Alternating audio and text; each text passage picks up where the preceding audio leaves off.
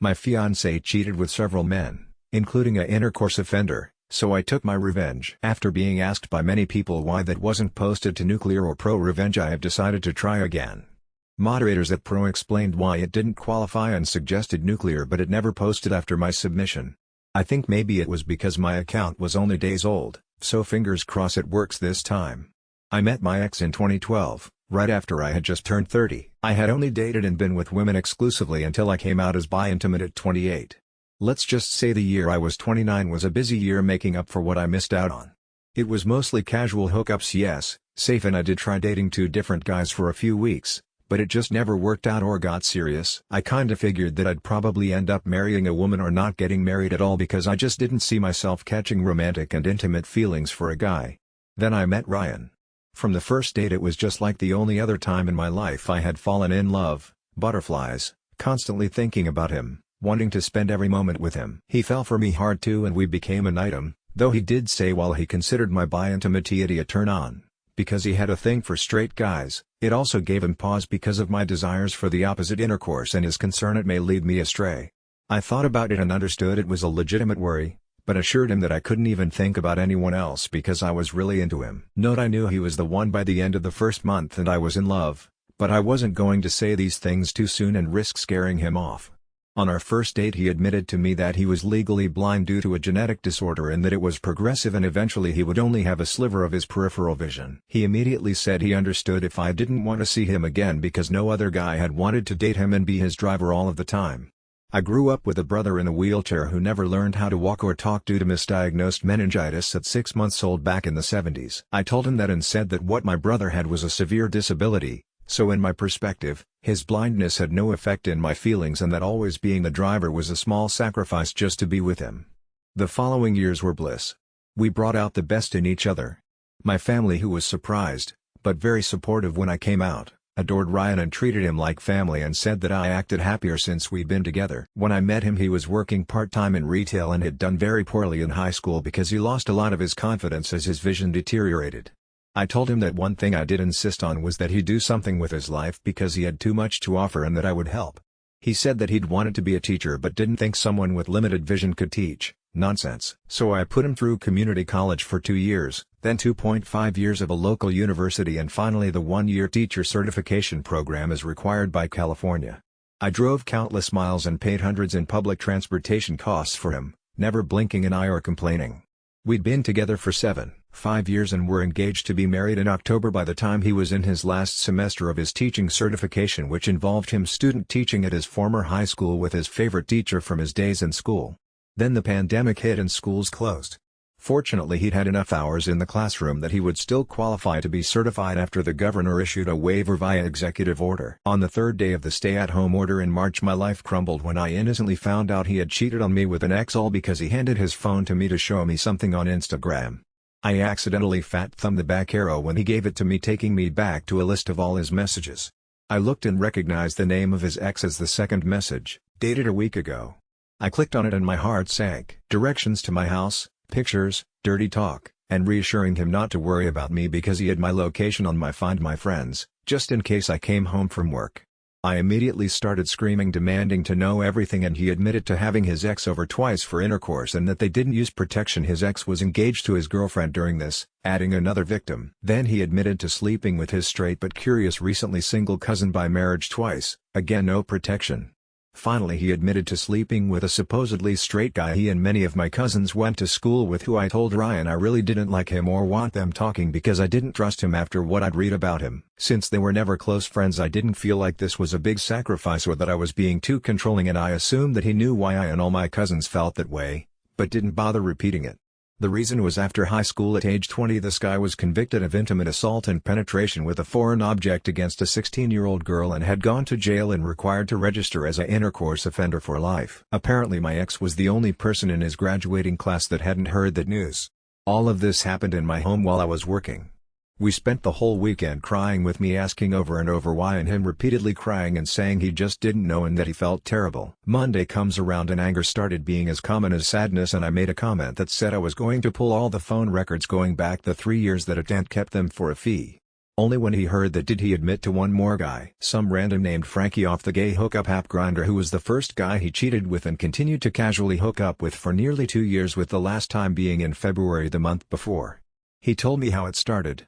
Get this, it was the day after his graduation with his BA in May 2018, and he was drunk from celebrating and wanted to have intercourse. I too had been celebrating with him and said I was too drunk to perform and said I'd make it up the next day, then passed out asleep on the couch. Apparently he was angry horny because he downloaded Grindr, chatted with this Frankie fellow and arranged to have intercourse in his car in a church parking lot across the street from our condo, which happens to be across the street from a school. This fact is important later, all while I slept on the couch. All the times they hooked up after that was again in my condo while I was working or visiting a friend for the night up the coast. He used to love going but started saying he couldn't occasionally because of homework and studying. I absolutely lost it, told him to get in the car, and I drove him to his family's house so he could tell them what he did so they understood why he was moving back into their house. While he was in the house, I was in the driveway on the phone with a aunt ordering the 3 years worth of detailed call text logs, then made an appointment to be screened for STIs. I suspended his service until he could figure out how to pay for his own damn phone. Then I temporarily changed all his passwords on the social media accounts he cheated with, and to make sure he couldn't hide more evidence so only I would have access to his cloud, we shared each other's passwords on his suggestions years before. I also called the bank and issued a stop payment on his final tuition check that I had sent to the certification program the week before and hadn't hit the bank yet. Before deleting his social media, except Facebook, I took screenshots of the entire Instagram conversation with his ex and mailed the conversation to his fiancé, who deserved to know so she could see a doctor and get tested too. His family was very religious and had kicked him out in high school for 3 days when he tried to admit he was bi, and only took him back and when he took it back. Needless to say, she ended it. He got kicked out. One down. He came back out to the car and we went home. I took his house key and told him to say goodbye to our 3 pets and get packing. The entire time he packed, I studied those phone records to find out dates, times, and if there was anyone else he was leaving out. He answered every question I asked, and it was then that I discovered that the intercourse offender and he had only had oral intercourse in my home, and that the actual intercourse was in the same parking lot he screwed the Frankie guy in. The wheels started turning, and the next day I walked over to the church and sure enough spotted a camera. I spoke to a secretary, sweet old lady at the church, and informed them about a registered intercourse offender having intercourse in their lot, and that not only was it a violation of his parole for indecent exposure, but that he was not allowed to be that close to a school, and I provided the date. I was in luck. They had a digital 2-year loop system that started deleting day by day after it had been retained for 2 years. It was April 2020 and he first cheated with Frankie in May 2018, and the intercourse offender was in April 2019. I told them I was filing a police report and that probation would require a copy of it eventually. They said they would save the file and allowed me a thumb drive of both days to submit with my police report. Within a month the intercourse offender was locked up again. 2 down. I also filed a police report against the Frankie guy. The police said it was a relatively minor infraction, but since it was across from a school playground and skate park they would follow up, but there would be no jail time. I researched the hell out of Frankie and called him to confront him. He was smug and admitted to knowing about me the whole time. What he didn't know is that I had found out he had a job that required a security clearance, and he had several judgments against him, and collection agencies had been looking for him. Best dollar I ever spent on a data collection site. I didn't know why they couldn't find him and just garnish his wages, but it ends up he was Hispanic and had 2 last names and was a junior. Plus he frequently by his middle name Francisco, Frankie for short, so he got lost in the paperwork confusion. I sent a letter to the collection agencies providing his employer and current location and contact info, and then sent a copy of the police report about misdemeanor indecent exposure, for which he pled guilty, and it was a fine with community service, not considered an intercourse crime. His wages did get garnished, but only for 2 paychecks because the misdemeanor was enough for him to lose his security clearance and get fired. 3 down. Then I contacted Ryan's family on his mother's side, pretending to be him from his Facebook account, making sure they knew he had ducked his cousin. It spread through the family like wildfire, and soon his cousin was contacting me because he couldn't get a hold of Ryan to ask why he would expose what they did. I just laughed and said you shouldn't screw your cousins, especially when they're engaged, and that he'd messed around in my house, so now it was my turn for payback. 4 down. Lastly, I had already stopped payment, but since he was so close to finishing I was sure his family would bail him out and pay the university. Like I said, indecent exposure is usually a slap on the wrist type misdemeanor.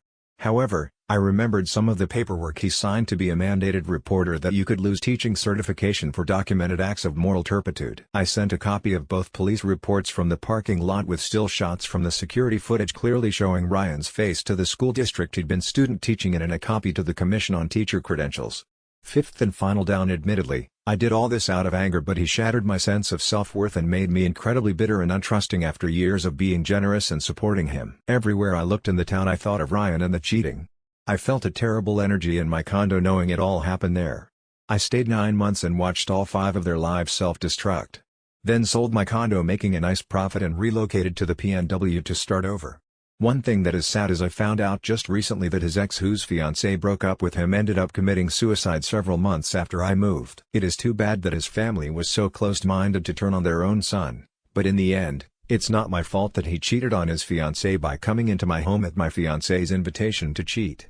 Suicide is never the answer to one's problems, and I hope the fiancé he cheated on doesn't blame herself and that only his family does, as they should. Too long didn't read. I emotionally and financially supported my ex through college and his teacher credential program for over 7 years, only to discover he had cheated on me with 4 different guys, one of them the day after he graduated, and then occasionally for nearly 2 years in my home while I was at work. I took my revenge. My ex lost his career before it even started, and our relationship. One AP affair partner lost his job and had bill collectors after him. Another lost his fiancée and was kicked out, a third was humiliated when his entire family found out he had intercourse with his cousin, and the fourth was put in jail for violating probation.